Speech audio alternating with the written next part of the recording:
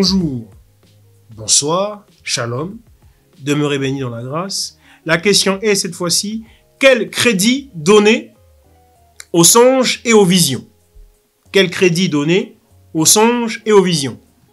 Alors, c'est vrai qu'il y a Joël 2,28. Il y a cette affaire de songes et de visions, l'Éternel parlera. Et puis, il y a cette affaire où il reprend Aaron et Mariam, il dit à Moïse, mon serviteur, je parle comme un ami parle, comme un homme parle à son ami, mais quand je susciterai d'autres prophètes au milieu de vous, je leur parlerai par des songes, etc., etc. D'accord? Donc on a tout cela. Oui, nous disons d'accord, nous disons amen. Mais,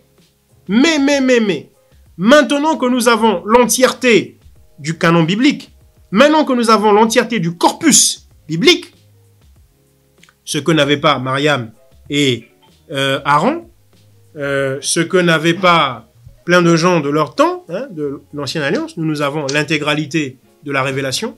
Maintenant que nous avons ces choses, devons-nous accorder tant que ça une importance majeure, une importance primordiale, une importance conséquente aux songes et aux visions?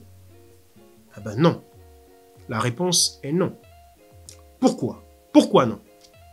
Parce que dans Colossiens 2, au verset 18 que nous allons lire maintenant, donc j'ai dit Colossiens chapitre 2 au verset 18, au cas où. Que personne, sous prétexte d'humilité et d'un culte des anges, ne vous conteste à son gré le prix de la course. Un tel homme s'abandonne à ses visions. Il est enflé d'un vain orgueil par ses pensées charnelles. Au lieu, verset 19, au lieu de s'attacher au chef, donc Christ, par qui tout le corps soutenu est rendu cohérent par les jointures et les articulations, grandit d'une croissance qui vient de Dieu.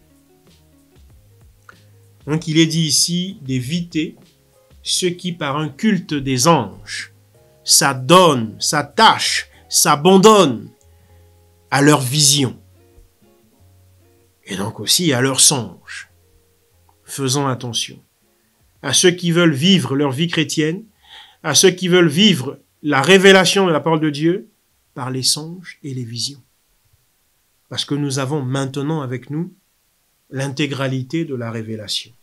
L'enseignement des prophètes anciens testamentaires et l'enseignement des apôtres néo-testamentaires. Nous avons l'intégralité. Eu égard au fait que nous avons cette intégralité, nous n'avons donc pas besoin de nous abandonner à des songes et à des visions pour recevoir des prétendues révélations qui seraient divines. Parce que la révélation aujourd'hui se trouve dans les Écritures. Dans les Écritures. Voyez-vous. Et c'est pour ça, le chrétien doit-il donner aux songes et aux visions tant que ça d'importance? Non.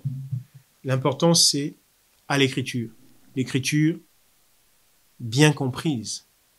L'Écriture comprise au sens de l'esprit de l'Écriture. La révélation qui est cachée derrière les Écritures.